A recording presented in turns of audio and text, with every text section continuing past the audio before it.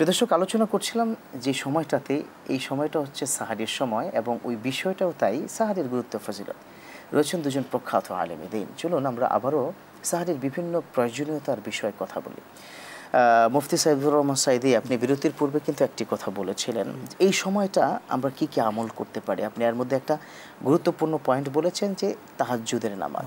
যখন আল্লাহ পাক ডেকে বলেন, ওহে কি গুনাহ করেছো, আমার কাছে ক্ষমা চাও, আমি তোমাকে গুনাহ ক্ষমা করে দেবো। জি দেখেন শাইখ, এখানে আরও কিছু গুরুত্বপূর্ণ বিষয় রয়েছে।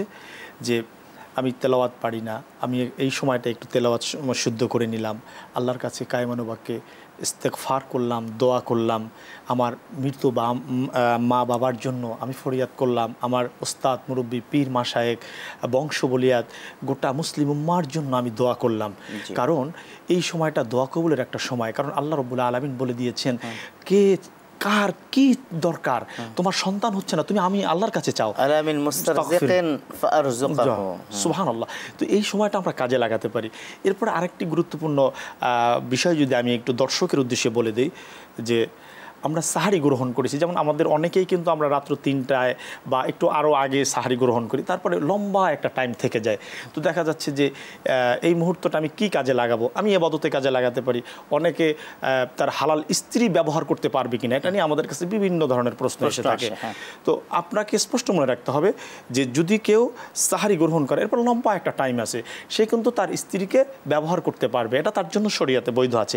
কিন্তু যখন অর্থাৎ সাহারির সময় শেষ হয়ে যাবে, তার আগে কিন্তু এটাকে বন্ধ করতে হবে।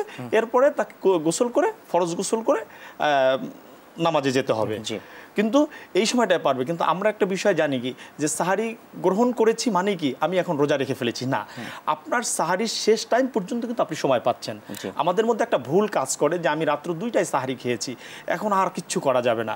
এরপর আর একটা বিষয়, যে আমরা নিয়াত করি, এই আমাদেরকে বাংলা নিয়াত করতে হবে, আরবি নিয়াত করতে হবে, নাওয়াইতু আন আসুম্মা গাদাম মিন শাহরি রমাদান আল মুবারক।